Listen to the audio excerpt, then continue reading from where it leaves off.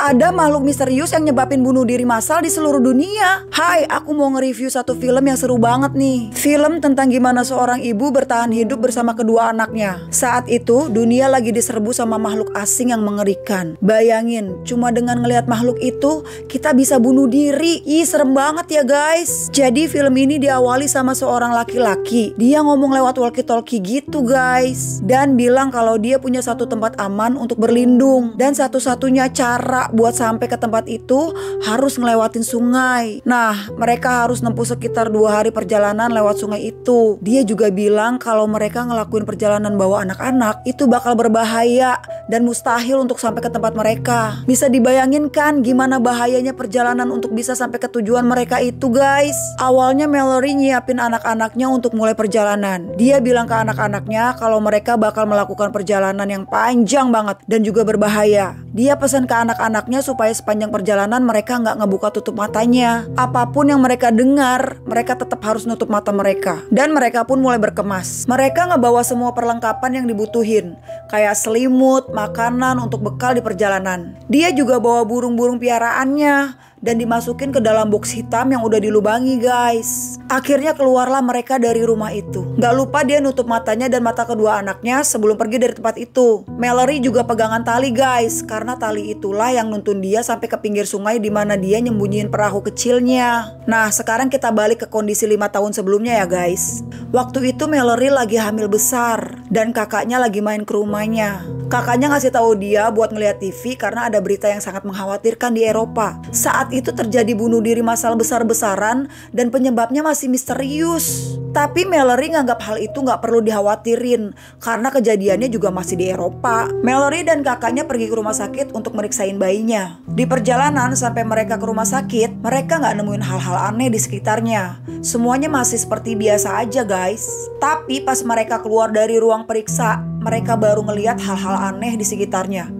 Ada cewek yang tiba-tiba aja ngebentur-benturin kepalanya ke kaca sampai berdarah guys. Dan banyak orang yang pada lari panik. Nah, di sini mereka baru sadar kalau yang terjadi di Eropa udah ada di situ. Mereka pun mulai panik guys. Dan ternyata di jalanan juga udah kacau banget. Banyak mobil yang kebakar. Dan orang-orang mulai gila nabrakin mobil mereka kayak kesurupan gitu guys. Dan yang lebih serem lagi pas si Jess kakaknya Mallory mulai ngalamin sendiri. Matanya berubah warna. Dia kayak ketakutan dan hilang kesadaran. Bener-bener kayak orang kesurupan guys. Dia nabrakin mobilnya ke mobil lain sampai mobil mereka terbalik. Tapi mereka masih selamat guys. Mereka berdua masih bisa keluar dari mobil itu. Tapi bukannya nyelamatin adeknya, si Jess malah jalan dan berhenti pas di depan bus besar yang lagi jalan kenceng. Sampai badannya hancur ditabrak bus itu.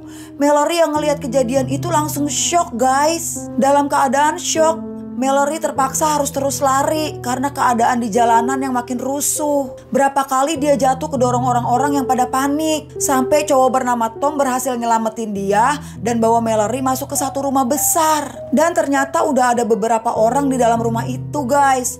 Mereka semua ketakutan, panik dan gak tahu apa yang sebenarnya terjadi di luar. Mereka terputus dari dunia luar. Satu persatu stasiun TV mati guys. Begitu juga dengan internet, telepon rumah. Berhari-hari mereka terjebak di dalam rumah itu.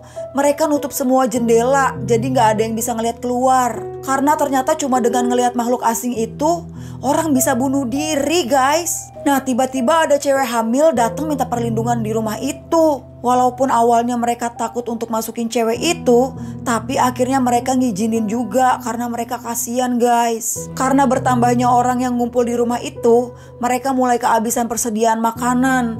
Dan mau gak mau, mereka harus keluar dari rumah itu buat ngambil makanan di swalayan terdekat. Mereka pun keluar dari rumah itu bawa mobil yang semua kacanya dicat hitam dan ditutupi kertas. Cuma pakai panduan dari GPS mereka berhasil sampai ke swalayan tersebut guys. Sampai di swalayan itu mereka langsung ngambil sebanyak-banyaknya makanan, minuman, dan apapun yang bisa mereka pakai untuk bertahan hidup guys.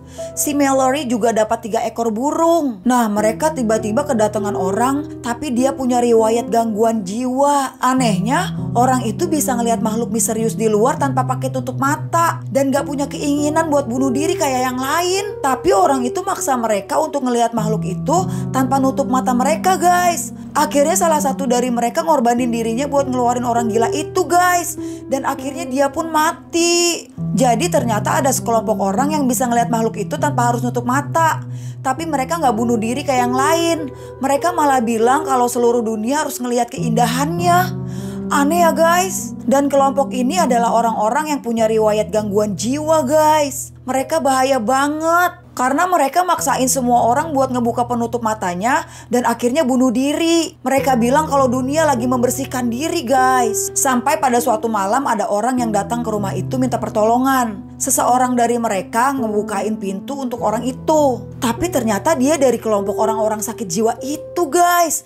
Diem-diem dia ngebuka semua penutup jendela sampai akhirnya satu persatu dari mereka bunuh diri. Waktu itu pas banget Mallory sama satu cewek yang lagi hamil mau melahirkan, guys. Orang gila itu maksa untuk ngambil bayi mereka. Untung Tom datang dan berhasil nyelamatin Mallory sama kedua bayi itu. Sayangnya ibu bayi yang satunya gak selamat, guys. Jadi Mallory sama Tom yang ngebesarin kedua anak itu. Nah, di sini ceritanya balik lagi ke 5 tahun setelah kejadian di rumah itu ya, guys. Sebelum Mallory dan kedua anaknya menyusuri sungai menuju ke tempat perlindungan, Mallory dan Tom ngajarin anak-anak mereka untuk terus pakai penutup mata jika mereka keluar dari rumah. Mereka ngajarin anak-anak itu supaya bisa dengar jelas tanpa harus ngeliat. Karena makhluk misterius itu masih ada, guys, di sekitar mereka. Dan yang lebih bahaya lagi, orang-orang yang punya gangguan jiwa yang bisa ngelihat makhluk itu tanpa penutup mata tambah banyak, guys. Sampai pada suatu hari si Tom bisa berkomunikasi sama orang bernama Rick yang ngasih tahu mereka kalau ada tempat perlindungan buat mereka. Rick juga ngarahin kemana mereka harus berlayar. Mereka harus lewat sungai. Dan setelah mereka ngelewatin arus jeram, mereka bakal tiba di hutan. Dan setelah sampai di hutan, mereka harus ngikutin suara burung supaya bisa sampai di tempat tujuan. Ngelihat adanya sedikit harapan, Tom dan Mallory langsung siap-siap untuk berangkat ke tempat yang Rick sebutin tadi. Dan mereka pun mulai perjalanan. Di tengah perjalanan, mereka nemuin rumah kosong yang udah lama ditinggal sama pemiliknya. Mereka pun mampir ke rumah itu, nyoba nyari makanan atau apapun yang bisa mereka bawa. Tapi sebelum mereka keluar dari rumah itu, ada sekelompok orang-orang gila datang dan maksa mereka untuk keluar dari rumah itu. Tom nyuruh Mallory dan anak-anak untuk pergi duluan keluar dari belakang rumah. Awalnya Mallory gak mau ninggalin Tom, tapi Tom maksa demi anak-anak mereka. Tom pun keluar dengan penutup mata, sementara Mallory dan anak-anak lari nyelamatin diri. Lalu terjadilah tembak-tembakan antar Tom dan orang-orang gila itu. Demi ngelindungin Mallory dan anak-anak, Tom terpaksa ngebuka tutup matanya dan akhirnya Tom pun bernasib sama kayak orang-orang lainnya, guys.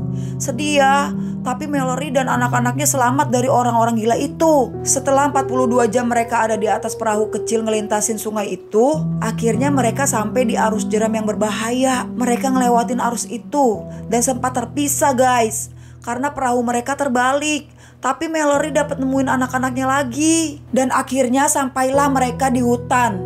Dan mereka ngedenger suara burung-burung dari jauh. Mereka pun ngikutin suara burung itu untuk sampai ke tujuan. Di tengah hutan pun mereka masih diganggu sama makhluk itu, guys. Dan sekali lagi mereka sempat terpisah. Anak-anaknya hampir aja ngebuka tutup mata mereka. Untung aja Mallory berhasil mencegahnya. Akhirnya mereka berkumpul lagi dan ngelanjutin perjalanan. Akhirnya mereka nemuin sebuah bangunan dan ngetuk pintunya. Lama dia ngetuk pintu itu sampai akhirnya mereka ngebukain pintu untuk masuk. Pastinya orang-orang itu sebelum ngebiarin Mallory dan anak-anaknya masuk ke dalam, mereka ngecek dulu mata Mallory dan anak-anaknya. Dan setelah tahu kalau mereka aman, baru Mallory dan anak-anaknya dibolehin masuk. Dia pun disambut sama si Rick, cowok yang selama ini nuntun mereka supaya dapat nemuin tempat itu. Dan ternyata, guys, tempat itu adalah tempat sekolah untuk orang-orang tunanetra. Jadi mereka yang tinggal di tempat itu, anak-anak dan juga Rick adalah seorang tunanetra. Mallory seneng banget bisa sampai ke tempat itu karena dia tahu anak-anaknya bakal aman di situ. Banyak juga anak-anak di tempat itu, guys. Jadi anak-anak Mallory pun bisa main sama mereka. Burung-burung yang dia bawa pun dilepasin di situ karena banyak burung juga, guys, di tempat itu. Dan burung-burung itulah yang ternyata bisa ngasih tahu mereka kalau makhluk misterius itu itu ada di sekitar mereka. Dan lucunya ternyata si Mallory ini belum ngasih nama untuk anak-anaknya karena dia nggak percaya kalau mereka bakal selamat. Di sini Mallory langsung ngasih nama untuk anak-anaknya. Dia kasih nama Tom buat anak laki-lakinya dan Olympia buat anak perempuannya. Sama kayak nama ibu kandungnya yang gak selamat. Wah, film ini bener-bener bikin tegang ya guys nontonnya.